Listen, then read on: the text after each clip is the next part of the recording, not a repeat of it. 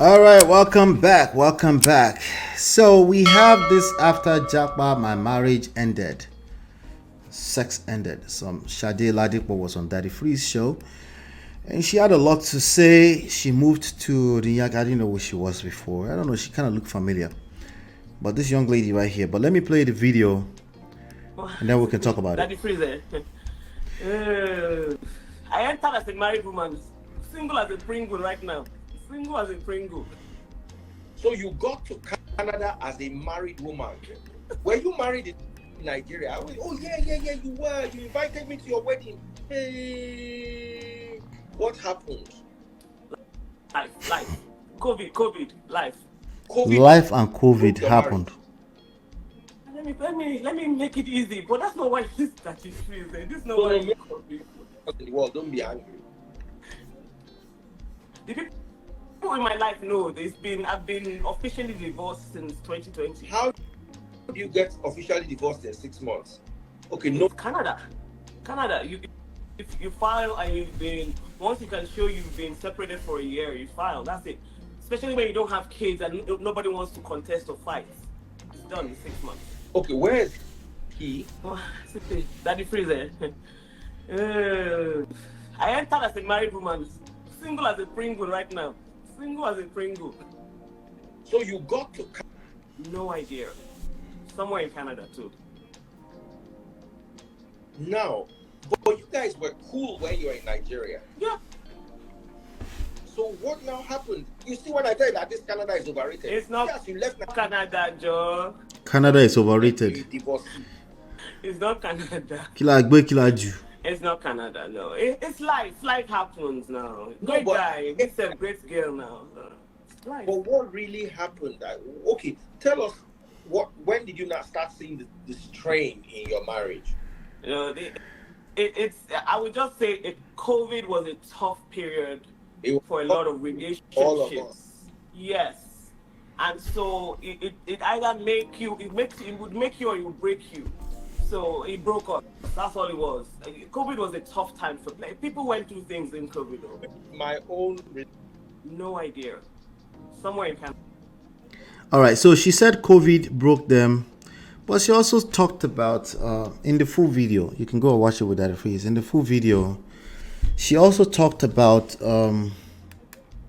how they were living with a person for 6 months. Another family. They were living with another family, and they did not have sex in that 6 months, and they were married. I think they got married in Nigeria or something. I'm not sure, but I don't know. When she was talking, I just heard a lot of cap.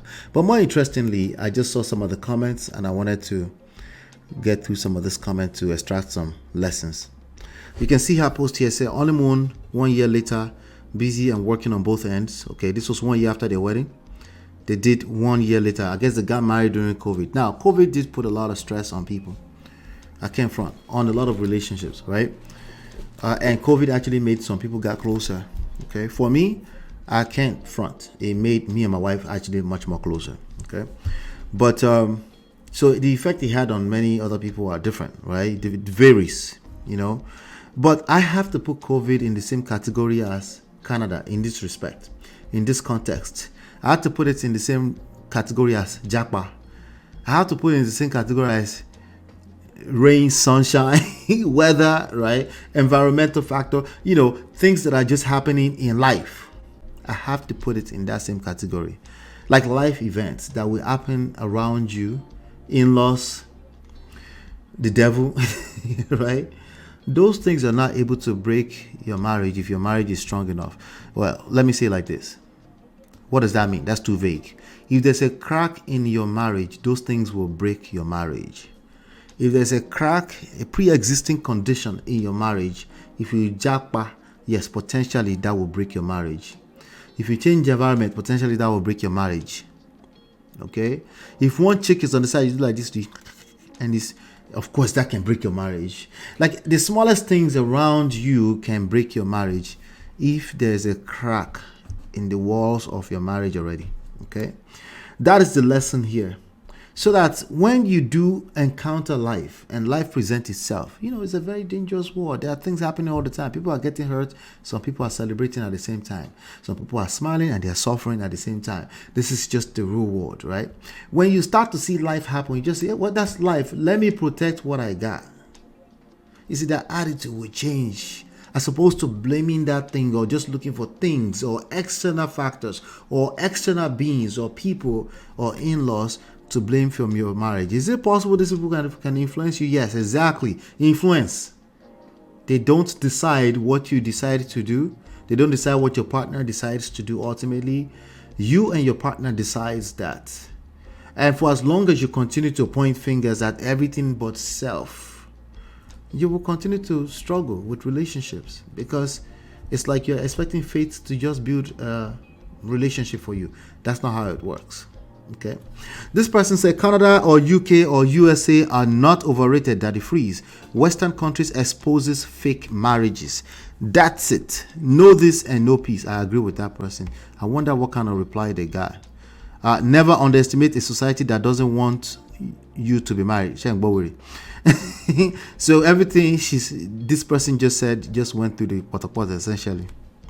So say where they come, they want to start running you like they did in Nigeria, but forgetting that there's a lot of stressors in foreign countries, and the last thing you need is a man or woman stress. Maybe not. Bottom line is that if your marriage doesn't stand on some strong grounds, it will, any little thing happening, influence around will break it, Trust me when I say Daddy Freeze doesn't care about your life problems. He just wants to. Okay, that's out of the topic. Somebody say marriage is not a scam. You will get married and you will enjoy your marriage and it will last in Jesus' name. That prayer will not work if you don't work. Somebody said great guy, me too, good girl. Yes, it is possible for two good people to have a failed marriage. That's precisely what happens most of the time. Good people ended up in divorce. This is why I keep telling you, it's a matter of skills. It's not a matter of being a good guy or good girl. Divorce doesn't mean one person is bad. I wish both of them well. Okay, nice one. But you are in everyone's business like your life is perfect. Well, if she's a personality, somebody is going to take an offense to what she has to say. That's just how it works. Okay, if she's a radio personality or online personality, she's going to talk about other people's business. It is what it is. So if you can't see it that way, you're probably going to struggle in your relationship too. Yeah, I don't know, right? You connected your life. Yes. How you behave in one area of life is how you apply it to every other aspect of life. If you can't comprehend that, you will struggle in your personal life. But you're in everyone's business. Okay, we already covered that. It's not COVID, but compatibility. Let's normalize communication and friendship in relationship, because if we take communication and genuine friendship from relationship, most people will see their significant other as irritants and won't want to be in same space. I understand that. I get that. But I don't know if that's what compatibility means. If that's what compatibility means, I agree. Definitely genuine friendship, but let's just say friendship, because when you start to add qualifiers, it starts to get subjective. The very minimum you need to understand in this respect that you need to be friends, so that you can have enough grace to give each other. But anyway, what are your thoughts about this? I would like to know what your thoughts are about this. Do me a favor, hit the like button, share, subscribe, and turn up your notifications. I'll be back in 20 seconds.